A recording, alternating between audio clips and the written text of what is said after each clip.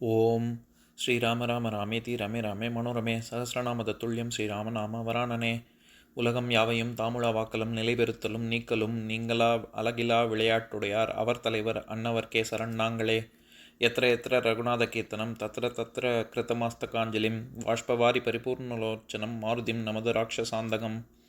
அஞ்சிலே ஒன்று பெற்றான் அஞ்சிலே ஒன்றை தாவி அஞ்சிலே ஒன்று ஆறாக ஆரியர்க்காக ஏகி அஞ்சிலே ஒன்று பெற்ற அணங்கை கண்டு அயலாரூரில் அஞ்சிலே ஒன்றை வைத்தான் அவன் எம்மை அழித்துக் காப்பான். இன்னைக்கு நம்ம கம்பராமாயணத்துல பாலகாண்டத்துல மிகைப்பாடல்கள்ல கையடை படலத்துல 5வது பாடல் பார்க்க போறோம். அவனி வந்து மன்னவர் இடந்தொறும் தவனன் என்னவே தான் உழன்று அறிந்து இவனில் வேறுமற்று இல்லை ஏற்கு என உவன் விரும்பி வந்து உந்தை நாடுரா. இதுதான் பாட்டு. இப்ப பதம் பிரிச்சு பொருள் பார்க்கலாம். அவனி வந்து இந்திரன் இந்த பூலோகத்திற்கு வந்து மன்னவர் இடம்தொறும் எல்லா அரசர்களிடமும் சென்று தவனன் என்னவே தான் உழன்று அறிந்து சூரியனைப் போல அங்கும் இங்குமாக திரிந்து இறுதியில் நன்றாக அறிந்து இவனில் வேறுமற்று இல்லை இருக்கு என தசரதன் மன்னனை விட வேறு சிறந்த அரசன் இல்லை என்று உணர்ந்து உவன் விரும்பி வந்து இந்திரன் தானாக விருப்பம் கொண்டு வந்து உந்தை நாடுரா உன் தந்தையாகிய கோசல நாட்டிற்கு வந்தடைந்தான். இப்ப நம்ம இந்த பாட்டுல இருக்கக்கூடிய நயங்களை பார்க்கலாம்.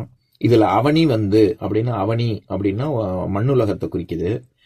அதே மாதிரி தவனன் என்னவே தான் உழன்று, இந்த இடத்துல தவனன் அப்படிங்கிறது சூரியனை குறிக்குது.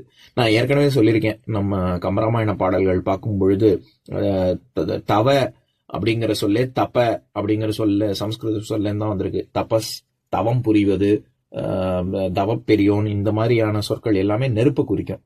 அதனால இங்க தவனன் அப்படின்னா நெருப்பை செய்பவன் அப்படின்னு அர்த்தம். அதனால இங்க சூரியனை குறிக்குது. அதாவது சூரியனை போல தான் உழன்று அப்படின்னு அங்கும் இங்கும், ஏன்னா சூரியன் தானே இங்க அங்கும் இங்குமாக திரிவதாக நமக்கு தோன்றுகிறது. அந்த மாதிரி எப்படி பூமியில இருக்கிறவங்களுக்கு சூரியன் திரியுதோ அந்த மாதிரி இவர் இந்திரன் இங்கும் அங்குமாக பூலோகம் பூரா இருக்கக்கூடிய அரசர்கள் எல்லார்ட்டையும் அவன் போய் தஞ்சம் புக முயற்சி செய்தான். அவங்கள பத்திலாம் இவன் தெரிஞ்சுக்கிட்டான் அப்படின்னு சொல்ல வர்றாரு.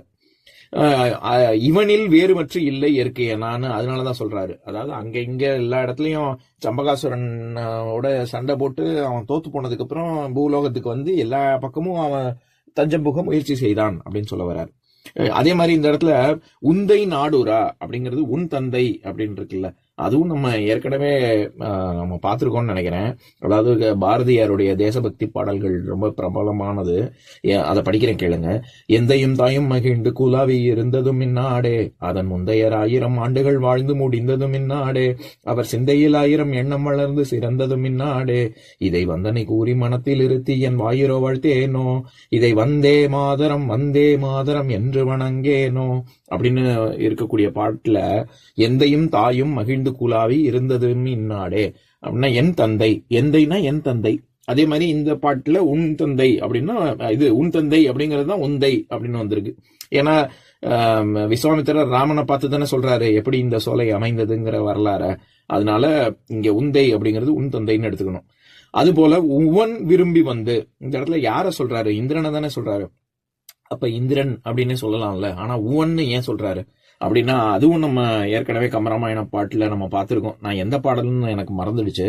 ஆனா நம்ம நம்மாழ்வாருடைய திருவாய்மொழியில முதற்பத்துல 4வது பாடல் ரொம்ப பிரசித்தி பெற்ற பாடல். அதை படிக்கிறேன் கேளுங்க. நாம் அவன் இவன் உவன் அவள் இவள் உவளேவள் தாம் அவர் இவர் உவர் அது இது உது எது வீமவை இவை இவை அவை நலம் தீங்கவை ஆமவை ஆயவை ஆய் நின்றவரே அப்படிங்கிற பாட்டுல எல்லாமாகவும் ஆணாகவும் பெண்ணாகவும் அகரிணை பொருளாகவும் எல்லா நீ என்ன பொருளை சுற்றுறதுக்கு ஒரு பெயர் சொன்னாலும் அதுல விஷ்ணு தான் இருக்கார் அப்படிங்கிற நம்மாழ்வாருடைய பாசனம் நம்ம அதை ஏற்கனவே பார்த்திருக்கோம். அதுல உவன் உவள் உவர் உது உவை இது எல்லாமே வந்து சேமை சுட்டும் தள்ளி இருக்கு. அதாவது கிட்டக இருந்தா நம்ம அவன் அண்மை சுட்டுல சொல்லுவோம், தள்ளி இருந்தா இது கிட்டக இருந்தா இவன் அப்படின்னு அண்மை சுட்டுல சொல்லுவோம், தள்ளி இருந்தா அவன் அப்படின்னு சேமை சுட்டுல சொல்லுவோம். இப்படி கிட்டக்கையும் இல்லாம தள்ளியும் இருக்காம நம்ம நடுவுல இருக்கக்கூடியவர்களும் அதுலயும் விஷ்ணு தான் அப்படின்னு சொல்ற இடத்த இந்த இடத்துல நடுவுல இருக்கிற ஆளுங்க அப்படிங்கிற பொருள்ல வருது. அதே உவன் உவர் உது இதெல்லாம் வந்து பின்பக்கம் அப்படிங்கிற பொருளையும் இருக்கு. நான் அப்பவே அந்த கம்பராமாயண பாட்டிலேயே சொல்லியிருப்பேன். ஊழ் அப்படிங்கிற அதிகாரத்துல 10வது குறள்ல திருக்குறள்ல ஊழையும் உப்பக்கம் காண்பர் உழைவின்றி தாழாது உயற்றுபவர் அப்படிங்கறதுல விடாமுயற்சி செய்து கொண்டிருப்பவர்கள் ஊழ் உடைய அதாவது ஊழை வென்று வருவார்கள். பின்பக்கம் உப்பக்கம்னா பின்பக்கம் அப்படின்னு சொல்லியிருப்பேன். அதுல ஏன்னா உள்பக்கம் அதுதான் உப்பக்கம் அப்படின்னு இருக்கு. அதனால அங்க பின்பக்கம் முதுகு பக்கம் அப்படின்னு அர்த்தம். ஆக உவன் உது உவர் இதுக்கு எல்லாத்துக்கும் 2 பொருள் இருக்கு. தள்ளியும் இல்லாம கிட்டக்கையும் இல்லாம நடுவுல இருக்கிறவங்கன்னு ஒரு பொருள், நமக்கு பின்பக்கம் இருக்கிறவங்கன்னு இன்னொரு பொருள். இந்த மாதிரி இந்த இடத்துல உவன் இந்திரனை சொல்லும் பொழுது ஏன் இங்க உவன்னு சொல்லணும் அப்படின்னா, முதல்ல இந்த இடத்துல உவன்கிறது எந்த பொருள்ல வருது அப்படின்னா, தள்ளியும் இல்லாம கிட்டக்கையும் இல்லாம நடுவுல இருக்கக்கூடியவன் அப்படிங்கிற பொருள்ல தான் இங்க வருது. ஏன்னா இங்க முன்னாடி என்ன எது மாதிரி அவன் அங்க எங்க போயிருக்கான் அப்படின்னு சொல்றாரு, தவனன் என்னவே தான் உழன்று அப்படின்னு. சூரியன் மாதிரி அங்கெங்கே உலகம் பூரா சுத்தி சுத்தி வரான் என்ன அரசர்கள் தஞ்சம் புகிறதுக்கு அப்படின்னு சொல்றாருல. அப்ப இந்த பாட்டின் மூலமாக என்ன கருத்து சொல்ல வராங்கன்னா, அவன் விண்ணுலகத்தையும் சம்பகாசுரன்ட்ட தோத்துட்டு அங்கேருந்து வந்துட்டான், பூலோகத்திலயும் அவன் இங்கேயும் அங்கேயுமா சுத்திட்டு இருக்கான். அவனுக்கு தஞ்சம் புக முடியல. பூலோகத்திலயும் இல்ல இது விண்ணுலகத்திலயும் இல்ல, அங்க எங்கன்னு தெரிஞ்சுக்கிட்டு இருக்கான் அப்படின்ற பொருள்ல தானே வருது. அதனால அங்கேயும் இல்லை இங்கேயும் இல்லை, அவன் எங்க போறதுன்னே தெரியாம இருக்காங்கிறதுனாலதான் உவன் விரும்பி அப்படின்னு இந்திரனை உவன்கிற சொல்ல வச்சு சொல்றாங்க. இதுல ஏனா ஊரா அப்படின்னு வருது இல்ல, அது எல்லாமே செய்யா என்னும் வாய்ப்பாட்டு வினையச்சம் தான். என்று உற்று அப்படின்னு தான் நம்ம பொருள் கொள்ளணும்.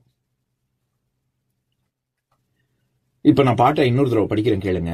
அவனி மன்னவர் இடம்தொறும் தவனன் என்னவே தான் உழன்று அறிந்து இவனில் வேறுமற்ற இல்லை எற்கு என உவன் விரும்பி உந்தை நாடுரா. இன்னொரு நாள் இன்னொரு பாட்டு பார்க்கலாம். ஓம் சாந்தாகாரம் புஜகசயனம் பத்மநாபம் சுரேஷம் விஸ்வாதாரம் ககனசத்ரசம் மேகவர்ணம் சுபாங்கம் லக்ஷ்மீகாந்தம் கமலநயனம் யோகி ஹிருத்யானகம்யம் வந்தே விஷ்ணும் பவபயஹரம் சர்வலோகைகநாதம். உம்பரோடு இம்பர்காரும் உலகம் ஓர் ஏழும் ஏழும் எம்பெருமான் என்று ஏத்தி இறைஞ்சி நின்று ஏவல் செய்ய தம்பியரோடும் தானும் தருமமும் தரணி காத்தான் அம்பரத்து அனந்தர் நீங்கி அயோத்தியில் வந்த வள்ளல்.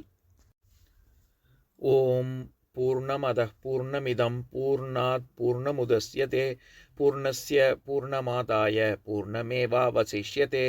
ஓம் சாந்தி சாந்தி சாந்திஹி. ஓம் சர்வேஷாம் ஸ்வஸ்திர்பவது சர்வேஷாம் சாந்திர்பவது சர்வேஷாம் பூர்ணம் பவது சர்வேஷாம் மங்களம் பவது. ஓம் சாந்தி சாந்தி சாந்திஹி. ஓம் சர்வே பவந்து சுகினஹ சர்வே சந்து நிராமயாஹ சர்வே பத்ராணி பஷ்யந்து மா கஷ்சித் துக்கபாக் பவேத். ஓம் சாந்தி சாந்தி சாந்திஹி.